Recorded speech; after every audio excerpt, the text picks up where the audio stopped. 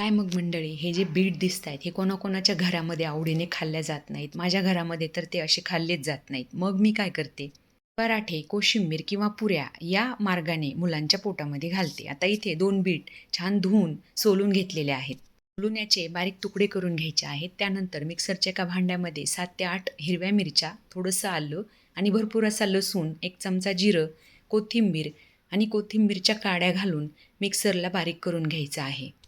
हे वाटण पाणी घालून वाटलं तरीही चालतं, कोरडं वाटलं तरीही चालतं. आता इथे हे वाटण मी थोडंसं पाणी घालून वाटून बाजूला ठेवलेलं आहे आणि एका परातीमध्ये कणिक घेतलेली आहे. कणिक इथे मी एक मोठी कटोरी कणिक घेतलेली आहे. त्यासाठी 2-3 चमचे बेसन पीठ घातलेलं आहे आणि नंतर हे हिरव्या मिरचीचं जे वाटण आहे ते मी यामध्ये घालून घेत आहे. आता हे हिरवी मिरचीचं वाटण घालून झालं की नंतर यामध्ये बाकीचे मसाले घालून घ्यायचे. त्यात सर्वात प्रथम अर्धा चमचा हळद, काश्मीरी लाल मिरचीचं तिखट 1 चमचा, चवीनुसार मीठ घालून घ्यायचं आहे. मीठ घालून झालं की नंतर एक मोठा चमचा ओवा हातावरती छान चोळून यामध्ये घालून घ्यायचा आहे. ओवा घालून झाला की नंतर 1 चमचा धना पावडर घालून घ्यायची आहे. तुम्हाला जर हवं असेल तर तुम्ही काळे किंवा पांढरे तीळ या पुऱ्यांमध्ये वापरू शकता.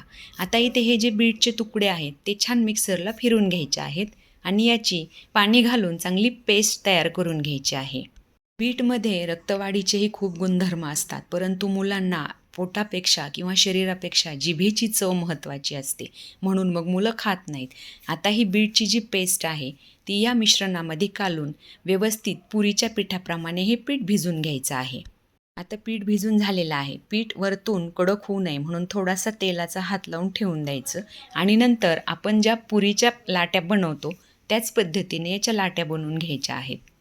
आणि मध्यम आकाराच्या पुऱ्या लाटून घ्यायच्या आहेत. पुऱ्या लाटताना नेहमी तेल लावूनच लाटायच्या आहेत, कारण जर पीठ लावून पुरी लाटली तर ते पीठ तेलामध्ये उतरतं आणि नंतर ते पुऱ्यांवरती सुद्धा लागतं. आता इथे अशा पद्धतीनेच सगळ्या पुऱ्या लाटून घ्यायच्या आहेत. कढईमध्ये तेल गरम करायला ठेवलेलं आहे. ते तेल गरम झालं की यामध्ये पुरी घालायची आणि छानशी तळून घ्यायची आहे. तुम्ही इथे बघू शकता, पुरी अगदी टम्म फुगलेली आहे आणि पुरीला रंगही खूप छान आलेला आहे. पहा, अगदी छान टम्म फुगलेली पुरी. अशाच पद्धतीने सगळ्या पुऱ्या तयार करून घ्यायच्या आहेत. कधी-कधी काय होतं ना, बनवायला जर एकटी स्त्री असेल आणि तिला जर वेळ लागत असेल, तर मोठी एक चपाती लाटून घ्यायची आणि वाटीच्या सहाय्याने त्याच्या पुऱ्या तयार करून घ्यायच्या. म्हणजे पुऱ्या पटकन उरकतात. आता या पुऱ्या तिळाची चटणी किंवा जवसाच्या चटणीसोबत, दह्यासोबत खाऊ शकता. तुम्हाला माझी रेसिपी आवडली तर लाईक, शेअर, सबस्क्राईब करा. धन्यवाद.